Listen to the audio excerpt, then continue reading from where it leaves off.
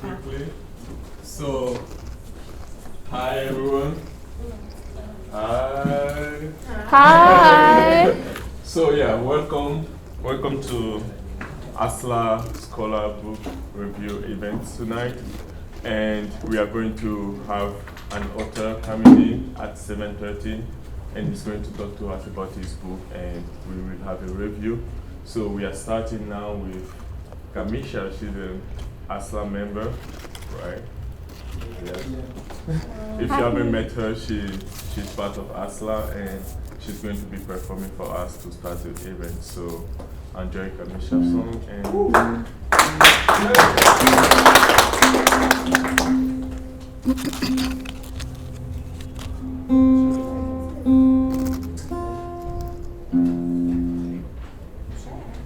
Do you need a mic?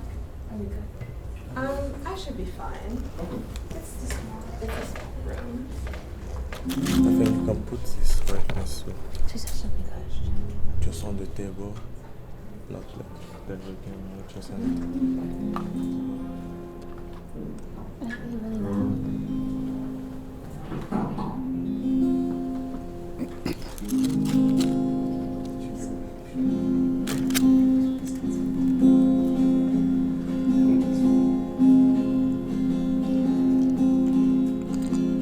It was a stormy night, you know the kind where the lightning strikes. And I was hanging out with some of my artsy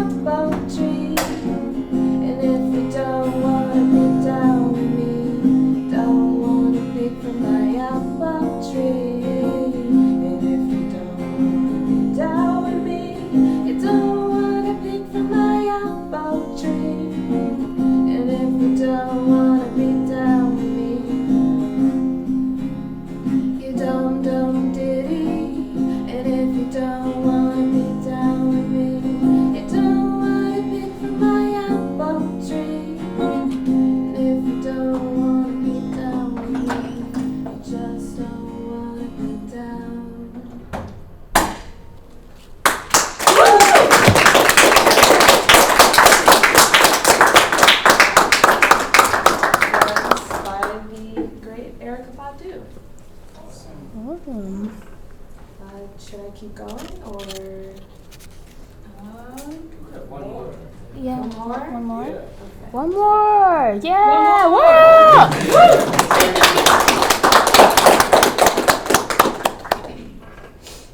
Feel free to sing along if you know this song. Okay.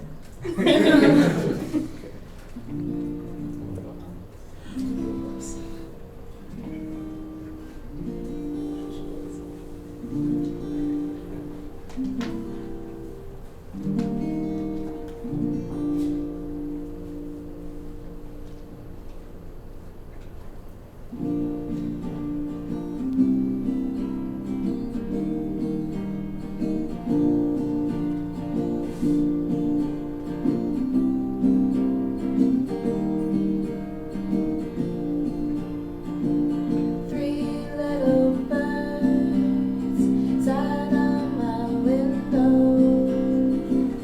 and they told me I don't need to worry.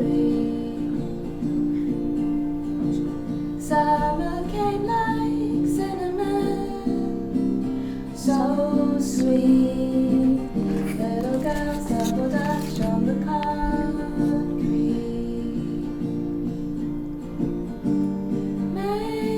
Maybe sometimes we've got it wrong, but it's alright. The more things seem to change, the more they stay safe. Ooh, don't you hesitate, girl, put your records on. Tell me your favorite song. You go ahead, let your head down. Sapphire and faded jeans, I hope you get your dreams. Just go ahead, let your head down. Ooh, you're gonna find yourself somewhere, somehow.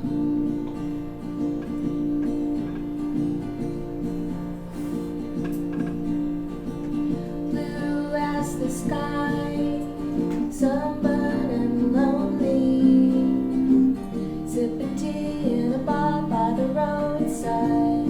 Just relax, just relax. Don't you let those other boys fool you. Gotta love that afro hairdo.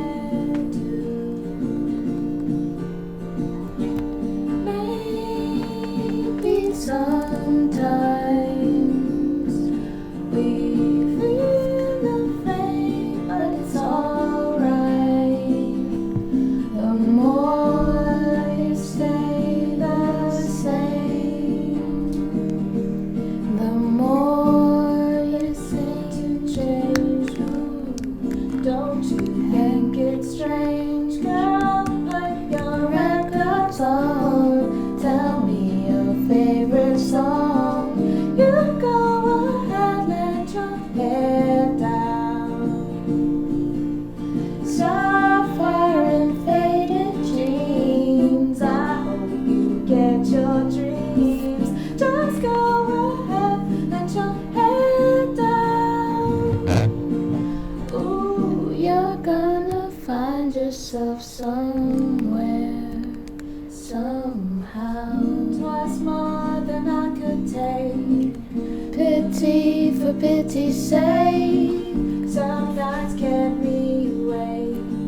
I thought that I was stronger. When you gotta realize that you don't even have to try any longer. Do what you want to, girl, put your records on. Tell me your favorite song. You go ahead, let your head down. Sapphire and faded jeans, I hope you get your dreams. Just go ahead, let your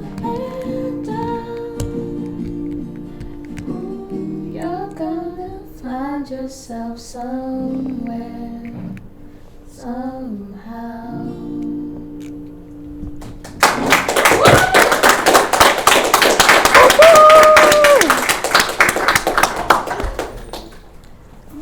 Hello. Hello, folks.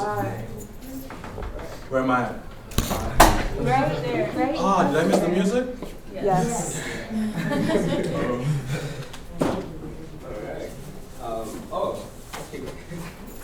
Hey everybody, so I want you to help me welcome Dr. Shingi Mavima.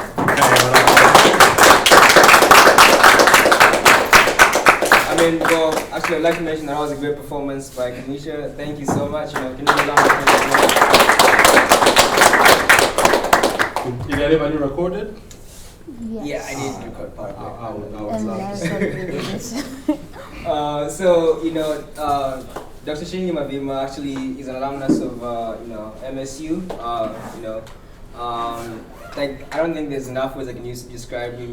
He's done amazing things. Especially with, like African literature and poetry. I've learned a lot from him just observing him from afar.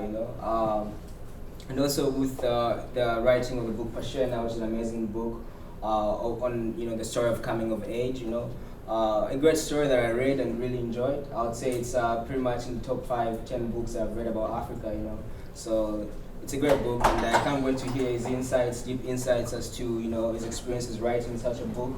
And I'm gonna allow him to introduce himself much more because I can do justice to that, So yeah, welcome Dr. Shingi. How you doing, folks? First of all, I must apologize. Hey, I know you. How you doing, man? I just had I'm teaching African history at the University of Toledo now. So, we just had a faculty meeting that ended at like 5:30, and I got on the road right away. But I was a little under the weather, so I had to stop a couple of times for some medicine and whatnot. But so I appreciate you guys being here. Like His Excellency said, the name is Shingi Mavima, alumnus of the African American and African Studies Department at Michigan State University. Born and raised in Zimbabwe. Shout out. Man, that's crazy. And it's an honor to be here, man. I remember ASLA's formative years back in the day with the Malian presidents. That's way back.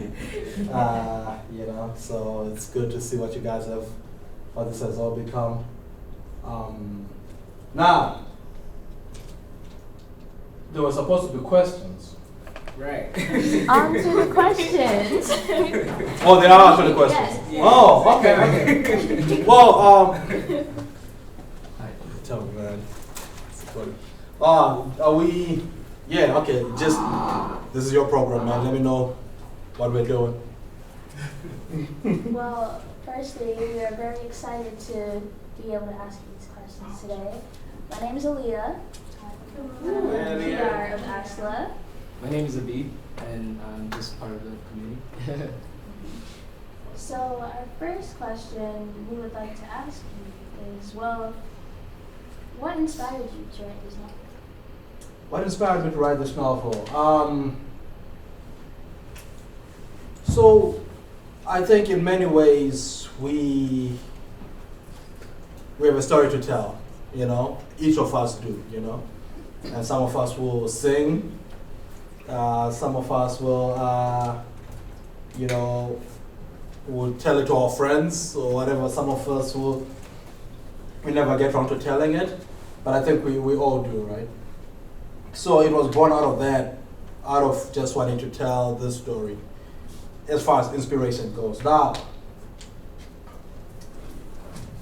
to what Luyando was saying earlier, I noticed that there was, so this story I was going to tell it anyway, regardless of what literature dynamics they were. But I did notice that there was a certain privileged, and I use privileged almost ironically here because it's not actually a story of privilege, but it was privilege in that is the African story that people wanted to hear. And if it wasn't A Long Way Gone, I think that's what it's called, the Sierra Leonean book about the child soldiers, if it wasn't The Girl Who Smiled Beads by Clementine, which was talking about surviving the Rwandan genocide.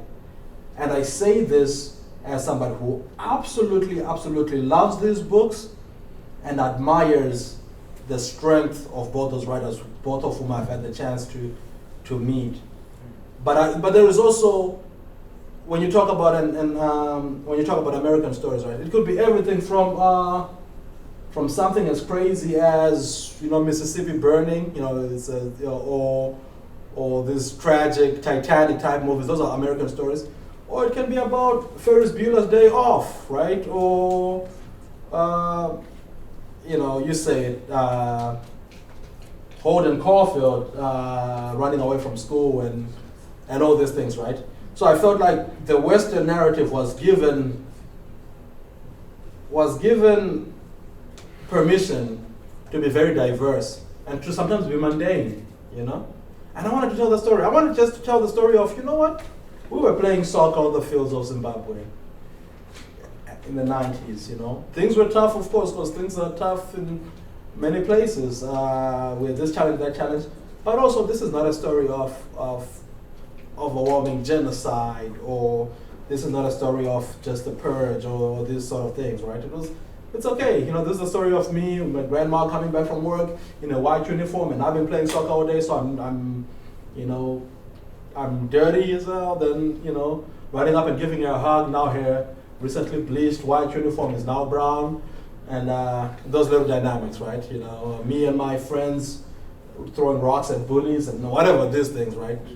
That's as much an African story as the African story that is of apartheid, that is of genocide. And so I just want to enter this space and say, you know what, African child, you don't have to prove your suffering for your story to matter.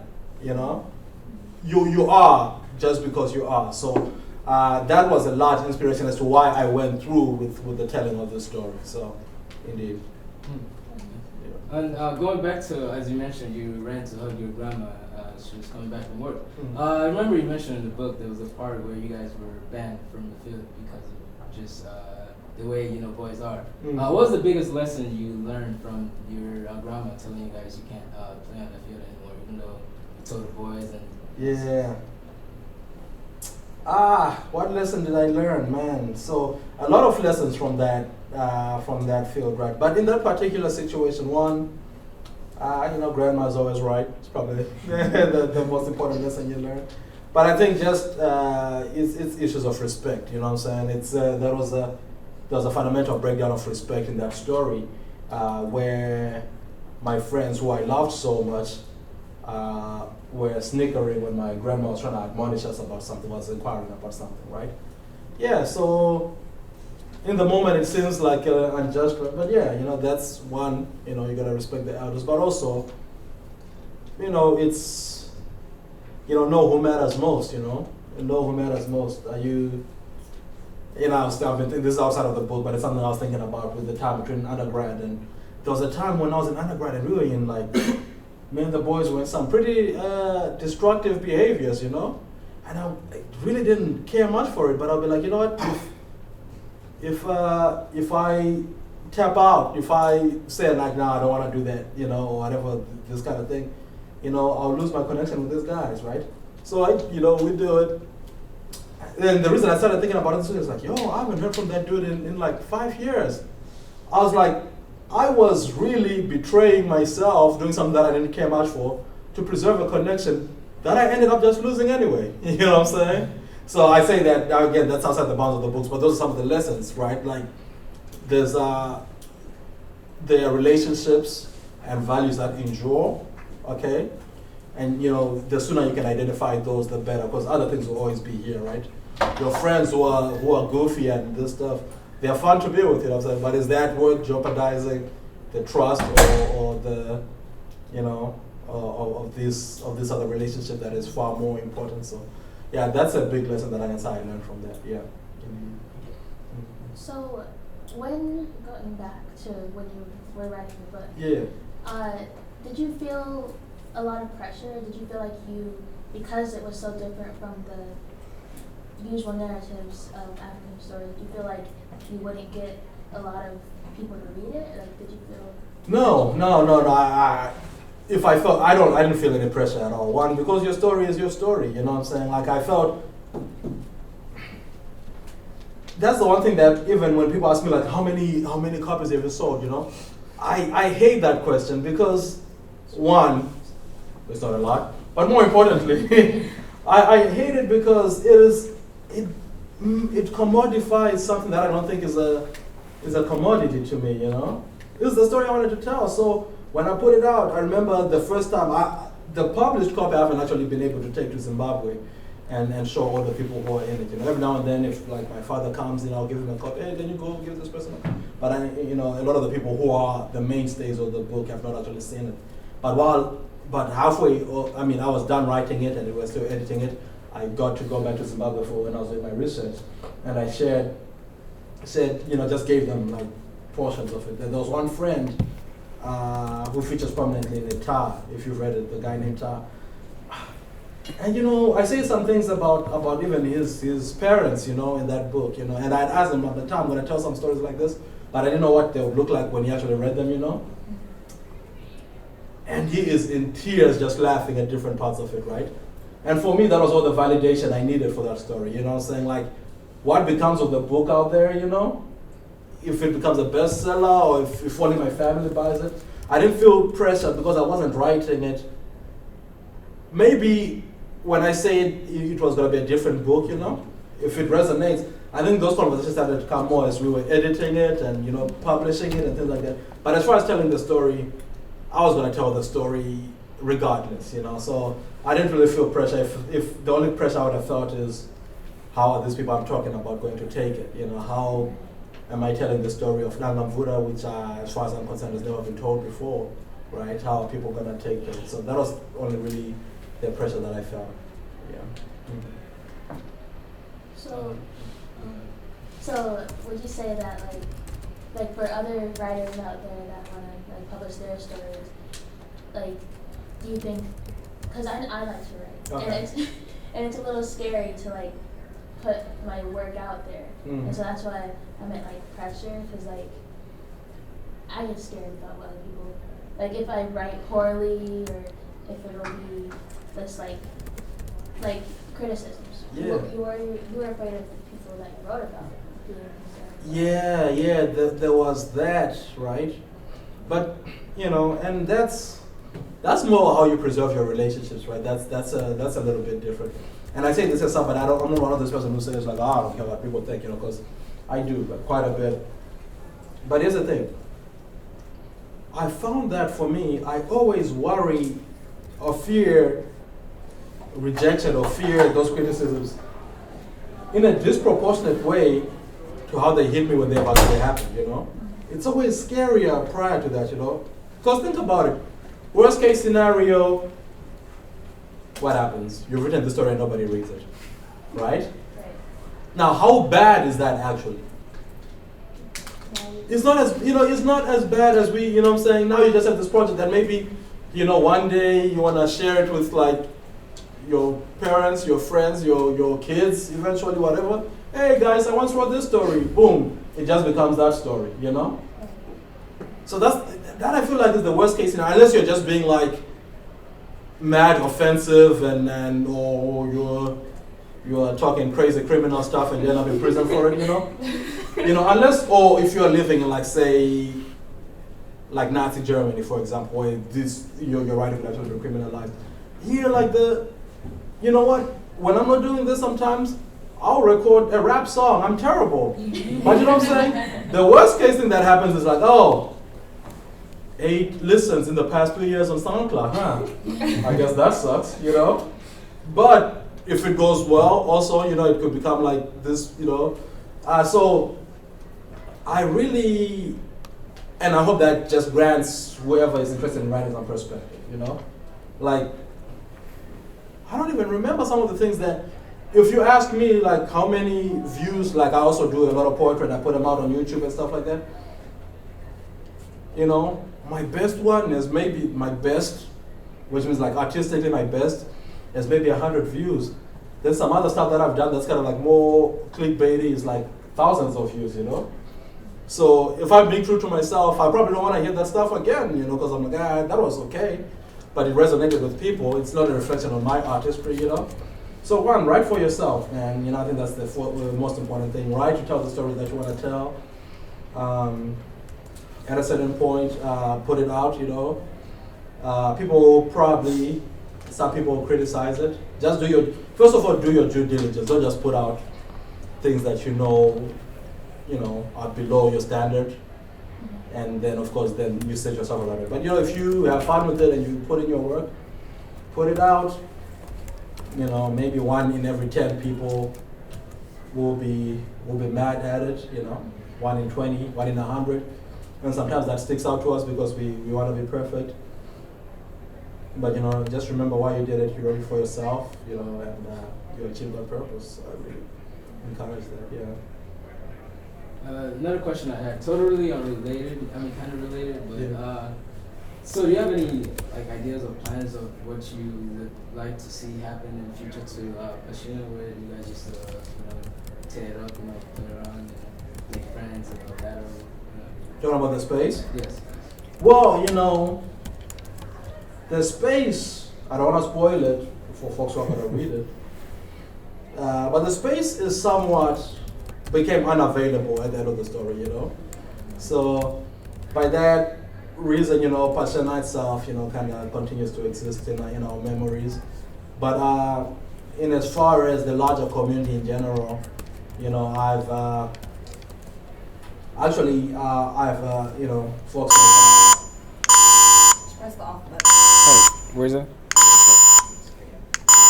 folks like Arnold, for example, will be Thank you. very familiar with this. But I've got a non-profit Clubhouse International, which is we help send kids from those same communities to school, and we do community service projects. We also use soccer as a central sort of organizing point. You know, when we do our festivals, they culminate in a soccer match between the school that I went to and our main rivals, the school that I went to, eventually. And so this was my form of giving back. Actually, before Pashena was written, the organization that became Clubhouse International, the name Pashena was considered as going to be the name of the organization, because that was always an ideal that stuck so much with me, you know. So that space itself, you know, may be unavailable in a sense, but I think we keep the memory alive by way of that. That guy I'm talking about, Ta, is, you know, if you remember the story, he starts to play basketball, and it's kind of bad in the beginning. Now he is the manager of the local basketball team in Tari, you know what I'm saying? And it's a pretty big deal, you know what I'm saying? It's a feeder team for the province, you know.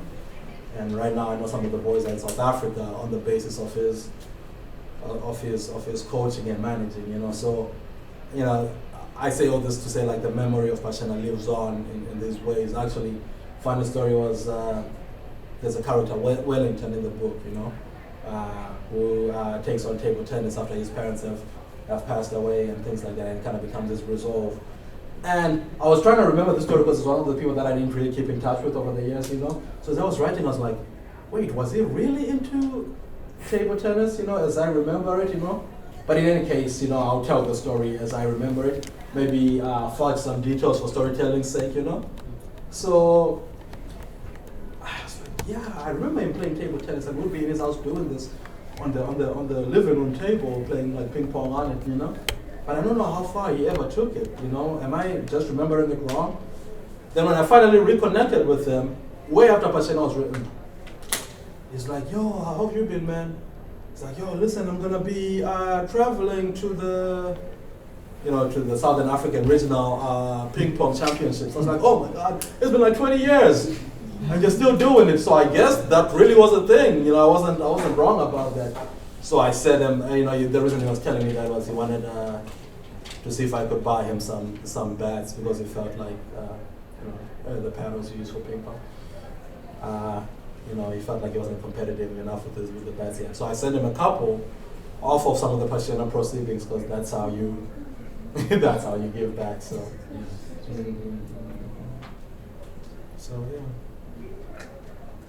Did you have all of your family members at your book? As all your family?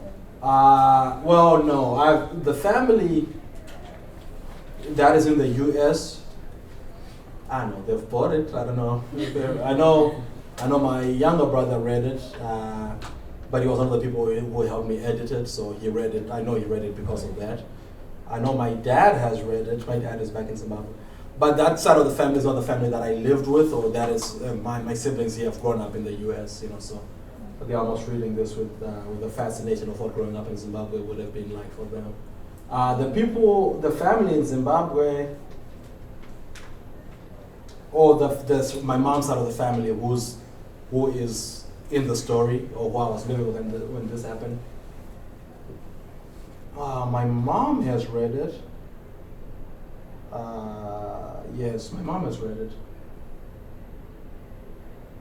Oh yeah, and my other cousin, who I talked about. But all these people read it during editing, you know what I'm saying? So I don't think anybody on that side of the family has seen, except for my mom, has seen and read the finished version.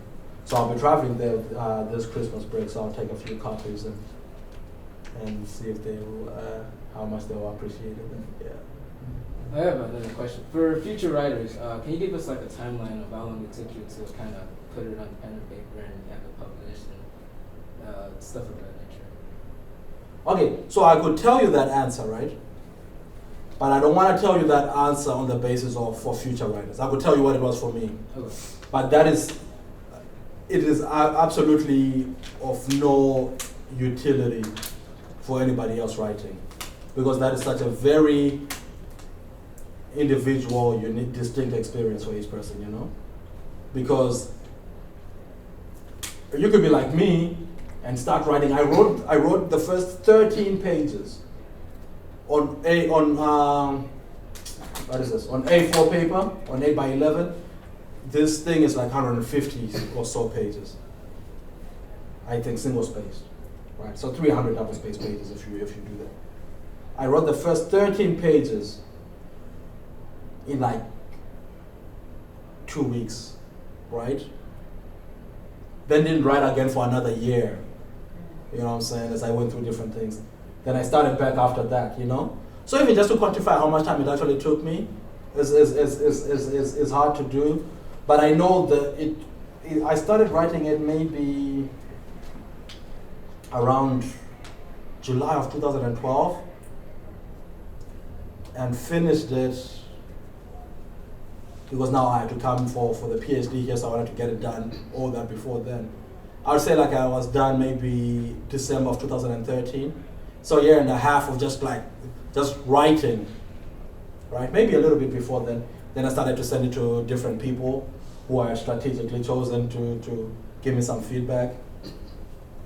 Then I would say the first version that could have been shopped around for publishing was ready maybe June 2014, so 2 years after I started. Then I came to the Black Studies program here, the African American and African Studies program here.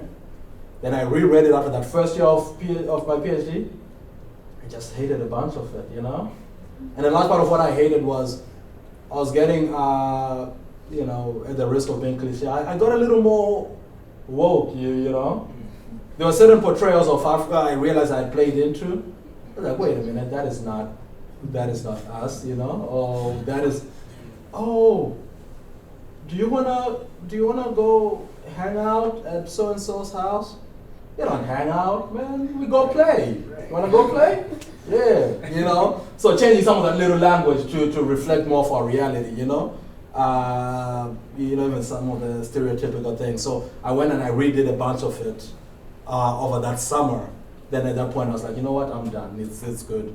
If I keep doing this, I'll keep realizing more and more things and keep changing it. Which is the other reason why I wanted to get it published then, so that I could bring closure to that story. Because I felt also, for as long as I was working on Pashena, you know, I was never going to be able to write another story. And also I felt like I was fast I was fast becoming a different person from the one who had written that story. Does that make sense?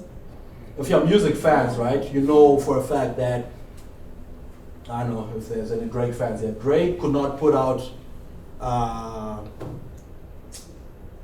nothing was the same right now, you know, or Thank Me Later right now, you know, because he is no longer that Drake of that time, you know. So I just use that as a thing to say, like, I had to move on to other topics. I have to move on to other things that were more representative of the space that I'm in now. So I wanted to put it close to that, put it out.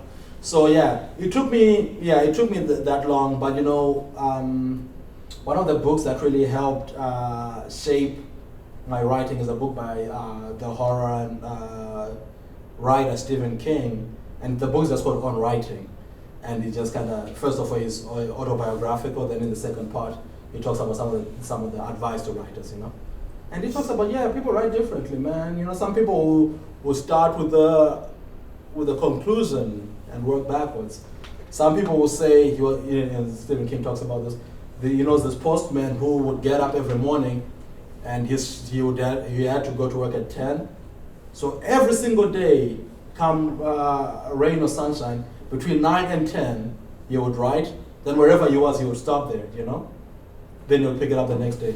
Then you get somebody else who would be like, oh, today I'm writing all day, or I'm writing until I get this episode. So that I'm more of the episodic writer, which is like, there's the time when I went to MSU and I met with the ASLA students, right? So that could, I don't know how long that's gonna be, maybe that's like a story that's 100 words, or it could be 2,000 words, but I'm only stopping when I tell that whole story, right? So that I can start on the next episode tomorrow, which is why sometimes Pashena reads like it's a lot of like little stories joined together, because I would write until that part of the story is done, you know. So yeah, I know I said a lot about that, but that's sort of the essence of how long it took me to write and the processes thereof. Yeah. Mm-hmm. So you kind of learned a lot from Stephen King as an author. Were there any other African writers that you learned from or looked up to? Let me say this, and the Stephen King, I don't wanna overblow what I mean by, you know, I learned a lot from him. His book is literally called On Writing, you know. Right. So he's kind of giving certain tips on these things. I didn't learn how to write, you know, by way of him. He actually came in when I was like, you know, this thing was already going on, right? But it's just good to have somebody who's done that. But a lot of my influences, you know, but I didn't learn from them by them telling me like, okay, do 1, 2, 3, or like these are the things you should do. I learned from them by reading them, you know what I'm saying? So, for example, Ngugi wa Thiong'o was a Kenyan writer, Kikuyu writer, one of my favorites. You know, a lot of Zimbabwean writers, the likes of Charles Mungoshi, Tsitsi Nagarembga, Chenjerai Howe, this sort of folks. And with Charles Mungoshi in particular, you know, he just passed away last year. One of the funny things I noticed was when you're reading a lot, you know, and once you become more aware as a writer, you pay attention to this. When you read a lot, you know, and if you read while you're writing, what do you think may happen?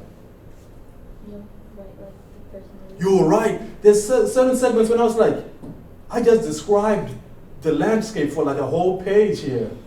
That's not what I do. But I know who does that though, and I bet you I can tell you what book I was reading when I wrote like this, you know. So I would go back and say like, okay, dial it down a little bit, man. You don't need to describe the horizon and stuff. That is not your style. But Mungoshi does that so well, right?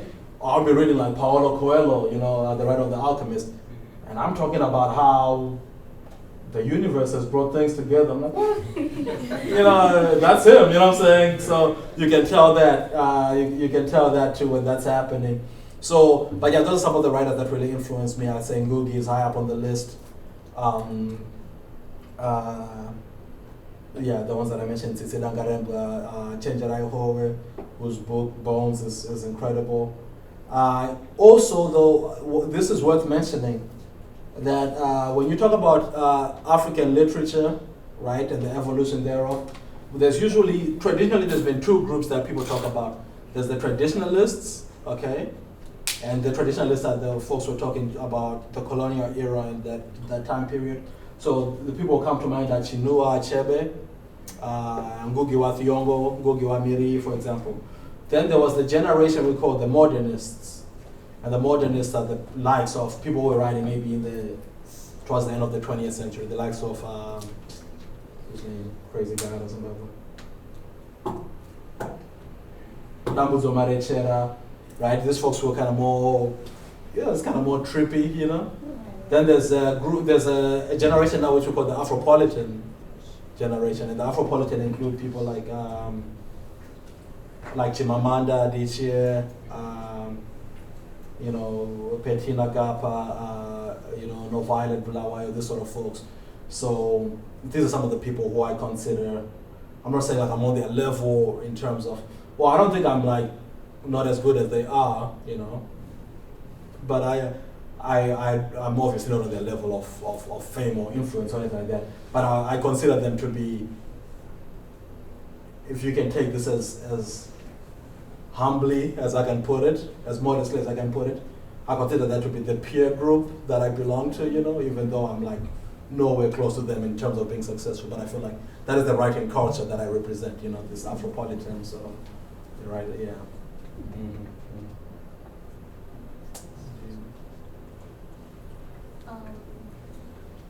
Would any of the audience members have any questions? I had a question. Yes. So, what was the publishing process like for you? Wow, that's a good question. So, this is not the first. This is the first sort of story I published, but I had published actually two poetry anthologies prior to that. And the first anthology came out in 2012. It's called Homeward Bound. I'm only bringing this in so that I can show you how the processes compare. So this one, kind of fresh out of college, just really wanted to get this idea out, put it together myself. So that one I self-published. And Amazon is a great facility called CreateSpace. CreateSpace is an Amazon facility where you can self-publish. I don't remember how much it cost me, but it's for the low. It's like $30 or something like that. But you have to get, you have to pretty much create the book yourself, which a lot of people enjoy that. So format it and all this stuff, but then they'll give you the ISBN numbers and all those things, right? You have to do the cover, and some people go that route. That is a very good way to publish if you just want to get something out, because it's an Amazon thing. The book is also perpetually on Amazon. It never runs out. It's always on Amazon. Only on Amazon though. But you can buy it yourself, and cost you like $2 a copy or something like that. So I used to sell it for like $10. So you can buy copies for yourself and sell them yourself. So that's CreateSpace. It's pretty good. It's but I mean, self-publishing sometimes carries a stigma with it, The following publishers I went with was a small company out of New Jersey. There's two young ladies, and that one was okay. They were starting up, and they knew that I did some poetry. One of them had engaged some of my work prior, and so they actually approached me and said like, "Yo, would you be interested in working with us on this thing?" I was like, "You know what? No harm done. I'm still up and coming as a poet. You guys are starting. We'll grow together, right? This would be one of your earlier projects as you grow." So again, that one didn't cost me much, but they did a professional job of putting it together and things like that. Kind of fell out a little bit because even though I hadn't paid anything for it, there's certain things that I feel like having a publisher as opposed to self-publishing should provide, and all those things I think is like a good marketing. And I felt like I did all the marketing myself after the book came out. There was also like little money issues, which I kind of felt like it wasn't crazy, but it was just sort of, they're supposed to be, I can't remember what really happened, but they, in any case, one of the things that happened was there was something in the contract that said,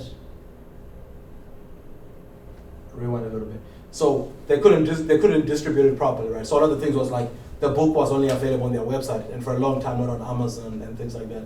Like, well, you can't, in this market, you cannot be selling a book on your pub. Nobody goes to that site, you know. People never ask me like, yo, what's their name? They always say like, is it on Amazon? That's the question that you get asked. So they didn't do that, you know. So what I did was, of the copies that I would buy from them, right, I started to put it on Amazon myself. But there was something in the contract that said for the first, I don't know how long, 2 years or something like that, books can only be sold exclusively by the publisher, or in any case, you can't use a third party to sell the book, right? Which is fair, and that's standard publishing procedure. However, if I buy the books from them, Amazon is no longer a third party. You know what I'm saying? I'm not even like a law kind of person, but even I can tell you that a third party means you and I and him are involved in this transaction. That's what a third party means, right? But if I say, you know what, this hat is yours, you know, and you give it to him, he is not a third party because two parties and this transaction was complete, and you can do whatever you want with it, you know? So it's only a third party if I say, like, can you hold this for me, and you give it to him, you know, now you've given it to a third party. So that's one of the debates we had. I was like, no, because you can't tell me then, like, what's the point of me holding on to these books for 2 years? You know, after 2 years, the steam is out, which means I really can't sell these books at all, you know, and you're not selling them. Right. So, so we fell out that way. But in any case, and I say that I chalk that a lot to them being new. The company ended up folding a little bit after that as well. So what that means is that when a publishing company falls, you retain, like for as long as depending on your contract, maybe sometimes people do it for a number of years, but when you sign a contract with the publishing company, it only means like only they have the rights to publishing that story. You can't just take your story elsewhere unless there's a breach of contract. But if the company ever falls, then now you can retain all your rights and you can shop it out to other people. So that was the second one. Now the third one is also a smaller company, this time out of Detroit, called House Capacity Publishing. And this one has been a little bit better, actually significantly better. But also a part of it is I actually paid them to publish the book, you know. So I honestly think, like, outside of like maybe just not knowing what they were doing, the last company, like for a new company to do it for free, you know, it's really a strain on their resources, you know. So I almost empathize with them. But these guys, I paid them, you know, so they were able to go all out with designing, go all out with making sure that the book is on Amazon, it's on Barnes and Noble, it's on a few different spaces. Right, even like I could tell you that like the campaign that they've done was it's still not like top notch, you know, because I feel like, I don't know, man, I never see like J.K. Rowling in commercials or on Facebook trying to hype up their book, you know, but I have to do that stuff, you know, but I'm just, I mean, I say this in jest, but I feel like, yeah, of course more could be done, because a writer, your skill is the writing, you know, like a lot of writers, you know, I'm pretty sociable and like this, you know, which serves me okay, but I know a lot of writers that are very antisocial, you know, so I'm like, I would hate to be like that and still have to market the book, you know, so that's why I usually have like a machine to help you do that, you know, that's some of the things that the publishing house is supposed to help you with. So, you know, I paid them. Actually, there was a stated figure which would have involved 3 rounds of editing. So it's different layers, right? You can say different plans, maybe to pay all at once, and you can get it done this way and this way. You know what I mean by packages? So, for example, they'll say, we'll do the whole book and 1 round of editing, then we'll give it back to you. We'll do it with 3 rounds of editing, then we'll publish it. And for that, there's different costs, right? $1,500, $2,000, $25, whatever, there's different costs. So I was able to negotiate with them. I was like, look, man, I know I've done thorough editing of this book. I can promise you you're not going to need 3 rounds of editing. So what is it going to, because they didn't actually have a package for 1 round of editing. I was like, how about we say 1 round of editing and you take a few $100s off of it? Just because, like, not because I had written it well, which I felt like I had, but also I'd already had, like, pretty thorough people, for example, my mom, read it, you know? So I knew that it was pretty tight already, you know? So we ended up doing that. I took them, the process started in August. The book came out in May, so about 8 months or so. You know, but from like March, April, we were doing pre-orders because we could tell it was coming. Yeah, that is the publishing process in the long and short. The big thing that I've been having to press them on is, because they're also a smaller company, so some of those inefficiencies come in, and they usually come in when it involves my money. You know what I'm saying? Funny thing is, when I was doing the payment plan for them, they were never late with the reminders. You know, never late. If I was like, one time it was over Christmas break, and you know I'd run out of money, I was like, yo, I just want to let you know that your money is coming. It might take me 2 or 3 more days for my check to come in, but I will be there. Oh yeah, you're a valued customer. The end of the following day, yeah. So how's that money looking? Now the shoe's on the other foot. Hey, I still haven't received my payment for March. March? I thought you guys were on point. You know what I'm saying? Now it's been a couple months and they're still. But it's always like that. But if it's your money, you know, you're kind of on point about it until, you know, I'm not really sweating it, but, you know, I know it comes eventually. But, and thank God that it's not like it's not where I'm looking to eat, you know, but it's just something interesting to know about these publishers as well. And they're a smaller company, so I think like they do a lot of the different things themselves, you know. So hopefully as they grow, they get somebody who's just in charge of the finances, but yeah. So was this something you always intended to publish? Because I know you said that you were writing for yourself, but then also you wanted to get it published so you would stop changing things. Was it like, yeah. That? No, when I started changing things, that it was pretty much a given that I was going to publish it. But you know, I'd written the story, the first ever rendition of the story was, you guys take first year writing, right? Yeah, I remember writing some version of this in my first year writing class. Back when I started, you know, a few pages here and there. So I'm like, oh yeah, this is fun, you know, this is, well, I got a story to tell. So I've always meant to tell that story. But as far as publishing goes, you know, but like I said, I'd already published these poetry things, so I was already kind of familiar with, you know, with getting things out there. So yeah, I knew that I was gonna, you know, I felt positively that I wanted to get it out there. And also importantly, even though it was kind of for me, and you know, again, I want the story of Langa Bura read, you know, and I wanted the people who I was writing about to know that they were represented, you know, so I wanted to get it out for those reasons. Did you have a question? So by like writing your story and like having it accessible in the world, do you think that it has kind of helped change like misconceptions about Zimbabwe? No, you know, that's just being honest. I would hate to oversell the influence that this book has had, you know. Again, first of all, it has not been broadcast as widely as to have any significant cultural influence, you know. And also, I feel like it also doesn't romanticize the story of Zimbabwe, you know, which is the other extreme that people fall into. Either we fetishize poverty and everything is genocide and AIDS and things like that, or, you know, we were all kings and queens and Africa is the land of milk and honey and stuff.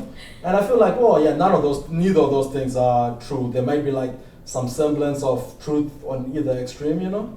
So I try to tell a more nuanced story, the highs and the lows. So I don't think it has done that. But I just wanted to contribute to the canon of literature in Africa, so that maybe when you read 5 books on Zimbabwe, you get to see a more complete picture if Pashena is another one that is there, you know. So, yeah. Okay. So my question is, I know you did your PhD here and you did Southern nationalism in Southern Yeah. Africa, and you're also writing. So, like in the long term, do you see yourself writing more and bringing your work that you will do with your PhD into your writing, or just writing stories like Pashena and all this? No, absolutely right. Well, first of all, I have to write because that's how I get that's how I keep my job.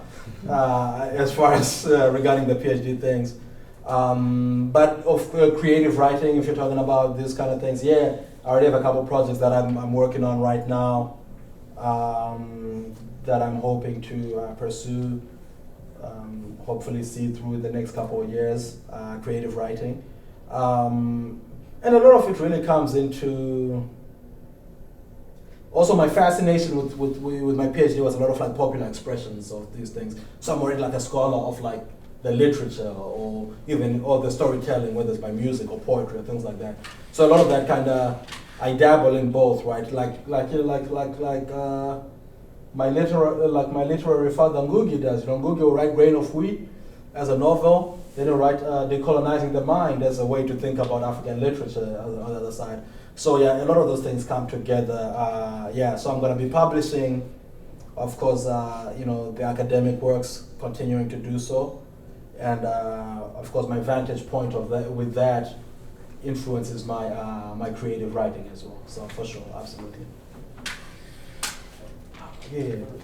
So I was just thinking when you're talking about how when you're writing, you're trying so hard not to, let's say, be too descriptive and try to follow somebody else's style or something like that. So, like, when you were writing, are there any aspects of, like, African writers that you try to, let's just say, abide by? And what I mean is, let's say in the sense of music, let's say I'm trying to make music in Jamaica, like, as much as I want to be unique, I also want people to know that, like, there's like that Jamaican vibe in music. Yeah. So I'm like, in your book, are there those things that you're paying attention to? Like, I also want to still stay in that whole field of being like an African writer. Okay, I see what you mean. Primarily, I find, so some of the conventions, right, pretty much what he's asking, some of the conventions, I think you see that shine through a lot with some of the language choice, where, one of the things that African literature tends to do, even just like African oral tradition tends to do a lot, is it's very figurative, if you talk to somebody who's not, when I talk to a lot of earlier on, when I talk to my American friends, even to this day, they think I'm being so poetic in how I speak, But you know very well, if you know like an African language, that every other thing is a proverb or a metaphor. Or, like we say, we'll see whether, I don't know, I'm just thinking, the elephant doesn't find his tusks too heavy for him, How's school going? Well, then I'll say something like that, Then I'll be like, what does that mean? I'm just saying, like, if it's your burden, you carry it, That's literally what it means when you say that. And we just have like a ton of those. So I feel like you see that shine through a lot, I could really just write a literal story, but there's a lot of those sort of, what we say, as the elders say, or even if I'm not actually citing some conventional wisdom, just making up my own sort of proverb like that, right? See, one thing is like another thing. So that's one convention that I really abide to. The other convention I abide to, and this is really based in our reality, is this idea of communalism, right? Because I feel like, especially as the world gets more increasingly individualistic, the Western world, even other places, even in Zimbabwe, people are getting pretty individualistic as things get tougher. But just to abide by the conventions of communalism, that may seem very foreign to other communities. How are you getting in trouble and getting disciplined by your neighbors from 4 doors down? Things like that. That may be like, yeah, that's not your mom, But for us, it's kind of like. So I made sure to emphasize those themes as well. This communalism, the fact that everybody's everybody's child and everybody's parent. Which I feel like is very apparent in novels too, where in a lot of African literature, a lot of times like the Charles Mungo's book I was talking about, Waiting for the Rain. I read it. Since I started reading it in 2012, I read it every other year, maybe, you know, and I still take time to figure out, like, okay, who's dad, or what is the family tree here? Because it seems like everybody is treating everybody like their son or their mom, or so this sort of thing. So those are some conventions that shine through as well. I think that is pretty standard in a lot of African literature for sure. Indeed. What's up, man? Yeah, man, Marvin. Congrats first of all on your book. Oh, thank you. Yeah, job well done, man. I just have a question. Like, I want to know how have you like dealt with expectations, especially of yourself and those around you, by let's say family. Mm-hmm. You know, from the time you started your book up to now that you've published it. What are some of the coping mechanisms you have used, you know, that has helped you with expectations? Because I know one or two, there will be a few of them. So, when you say expectations, what I'm trying to like what you think. Let's say one part is what you think. Let's say what you wanted to do, right? Your goals, your objectives. That's one of them. Yeah. And the other thing is the second part will be family expectations. Those are like not necessarily what you want to do, but what they expect of you. You know, like I know from the background I grew up, yes. You know, family, you know, African culture especially, they have this kind of way of wanting to see their children or their like people be, you know, grow or like represent in society. So like how have you coped with those things? Okay, I see what you mean. So, a couple of things, right? First of all, sometimes I hate it when people just come up here and they're just all inspiring and they're talking about, you know, you have to work hard and do these things, and they never talk about the lucky breaks that they got, you know. So I must say that I'm, you know, the most important family relationship I have at this stage is that with my mom, you know. And she's very, very supportive of the things that I do, you know, and also cut me some free rein without letting me run wild. But, you know, so already that is a variable that I feel like you can't regulate for that. Either you have people like that or you don't, you know. So I really want to emphasize that as a break that I have, you know. Secondly, I think the distance, you know, it's in many ways it's a negative thing when you're like out here in the US, maybe working on different things, you know, it sucks. But also, I think that allowed me some freedom from some of those expectations. I knew they exist, but when you're not being reminded of them every day, you know, you can continue to work in certain things until such a point that maybe they'll say, "Oh, this is what became of you," you know. Like if maybe they'd been there the whole time, I would have given up, I would have done this or different things, right? Maybe I wouldn't have. But I say all this to say, yeah, that distance also helped facilitate that. But as far as what you can actively do, man, I think past a certain point,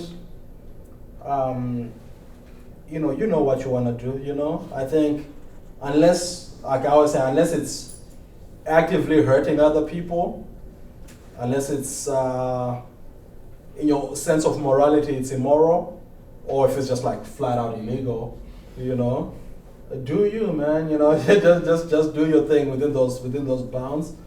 And like we were saying earlier, like worst case scenario, you decide you didn't want to do it after all, or worst case scenario, you do it and it doesn't catch on. But just do you. The other thing I'll say too is find your community, you know. A lot of times we think about our family, especially as Africans and other communities, but as Africans, our family is immutable. It's you can't change your family, you know, and all those voices are very important to us, you know. But, you know, and I can't possibly love my family any less than I do already. That's always going to be a thing.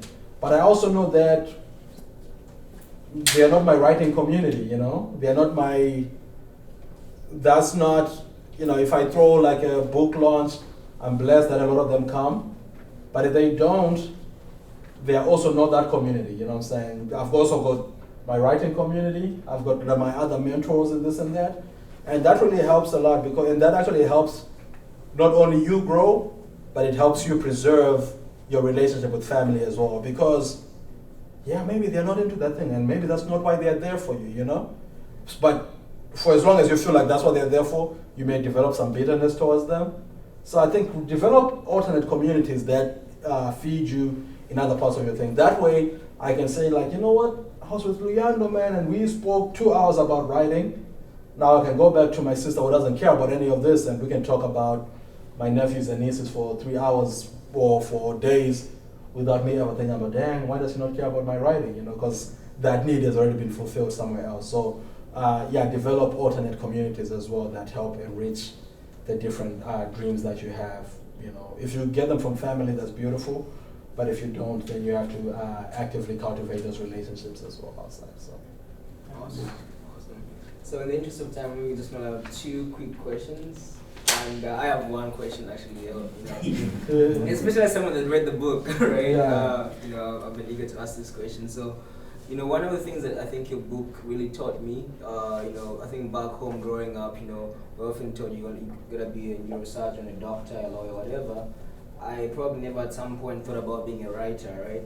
And so I always had this assumption that I was gonna write when I make it, you know. Maybe become a billionaire, maybe, you know, become a doctor and inspire people, whatever, in some sort of form, invent something, right? Give a TED talk and write about my experiences, right? So that was kind of my notion about writing. And sort of your book sort of helped me sort of enhance the understanding that, you know, I don't necessarily have to be at that particular level to write, you know, I just gotta have a story to share. And all of us have stories we can write that are so pertinent that can, you know, add to the conversations on different thematic areas, you know, be they national, you know, and cultural, you know, conversations, be they just mundane things like you were saying, right? And so that was one key element of that, that, you know, that really helped me understand, and just want to say thank you. So my question is, how do you, let's see, where do you see yourself, you know, I guess in the next 10 years? I mean, we don't know how to pan up, but like, where do you want to see yourself, especially as a, you know, as a writer, and the kind of the legacy you'd love to have left on the, you know, in terms of the broader spectrum, looking at African literature. Yeah, pretty much. 10 years. It's about time I got that Nobel Prize. No, I'm joking. You know, as far as things that are within my control, I've got a few more books that I'm lining up. You know, at least 2 in the next few years that I want to get out. You know, one thing that I found is, and I was listening to somebody else talk about this on the radio, that, you know, like a 10-year plan is tough, man, to envision, because if I look at where I was 10 years ago, you know, if you had asked me what the goals would be, maybe the PhD would have been a thing, because it's kind of like something that I've always wanted to do. But like where it took me and all the experiences that I've been through, you know, I feel like I've actually done better than I would have, you know what I'm saying, in many ways. Maybe not as much in other ways, because maybe I wanted to have $1 million by now, I don't know. Right. But I think like life has taken its own path, and this is good. But yeah, I wanna write a little more. I wanna, you know, my legacy is very closely tied. You know, the only thing that I really want to have a legacy in, I'll let the art speak for itself, but the philanthropic endeavors that I was talking about with that Clubhouse International organization, I think that is a far more important legacy, you know. And in 10 years, you know, hopefully I would have stepped away from the leadership of it in true, I don't want to be one of these Mugabe types.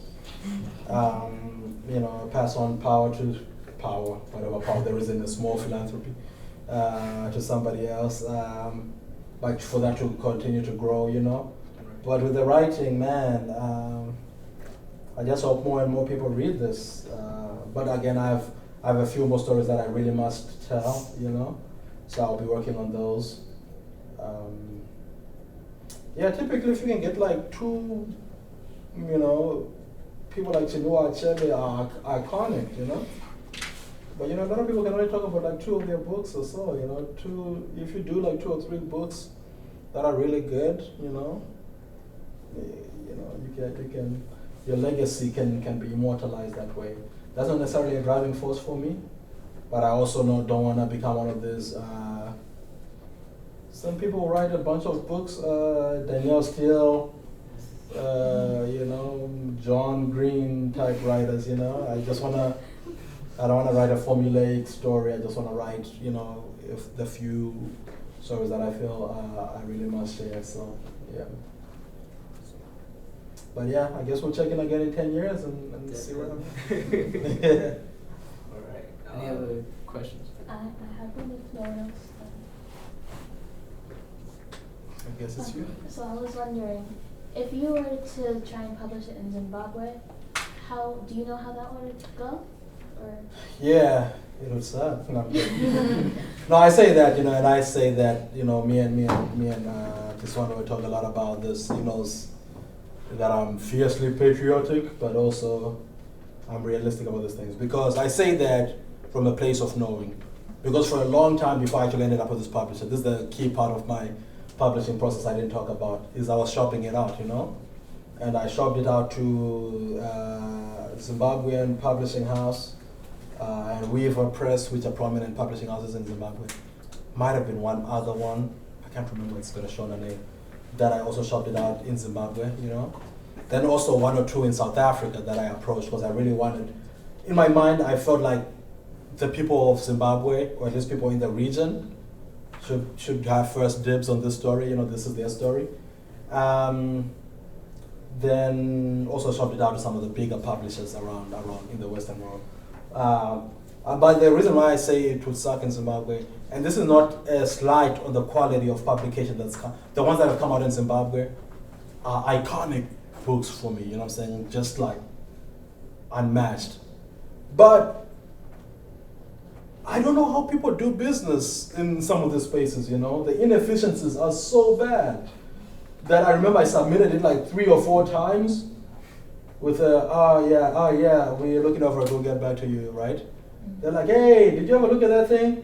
I go, oh, sorry, we have somebody new on the thing now, can you send it again? Then you do that like 3 or 4 times, or like there's a broken link on the website or something, like little things like that, you know, that was just like very frustrating. I was like, you know what? At this rate, no, we're not, I'm gonna just do my own thing, you know, so that's why I feel like I said, the books that do make it through, you know, the writers who make it through are really, really good, but I have no doubt in my mind that, you know, this Pashena is every bit as good as some of them, but yeah, those things just kind of frustrated me a little bit, and I felt like, you know, we don't have forever, man. You know, I'm not gonna be waiting around to publish the story, you know, in another few years. So. Awesome. I think that brings us to a close with this event. You know, thank you so much.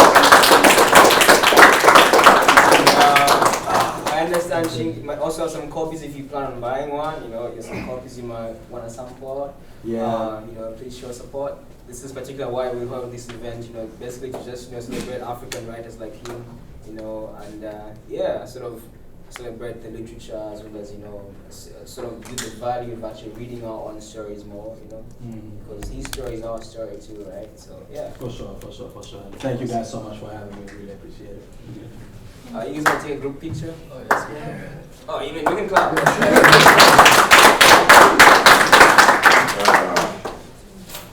Great.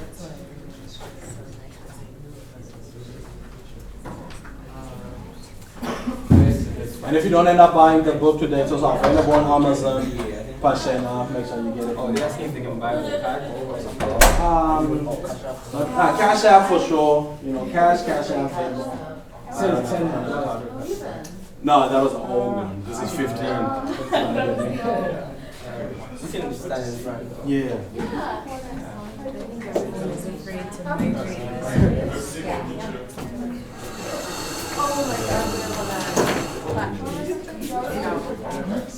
if you can do me a favor before anybody buys anything, for the group picture, can I have a few people holding a copy? And so that we know what this was about. Yeah. I should.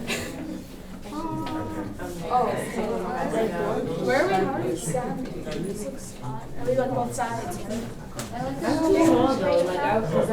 typically end up in the back. Yeah, I already know my place every time there's a picture. I'm like, I just So I might give this to someone who's like Do you do any sign? Is there any sign for the book? No. Are you in the front? Yeah, you're in the front. Oh. Hold the front. So that I'm not blocking. Stand Like I'm facing not the really front. Yeah, Yeah, pardon.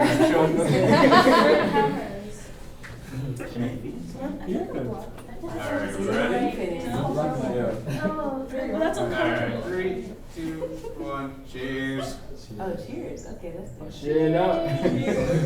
Now I'm gonna do another one over here. Alright. Yeah, this is my PK. It's gonna be nice. Mom. With the cookies. Yeah. Don't want a picture of me, dude. Alright. 3, 2, 1, cheese. Yeah. Yeah. I heard some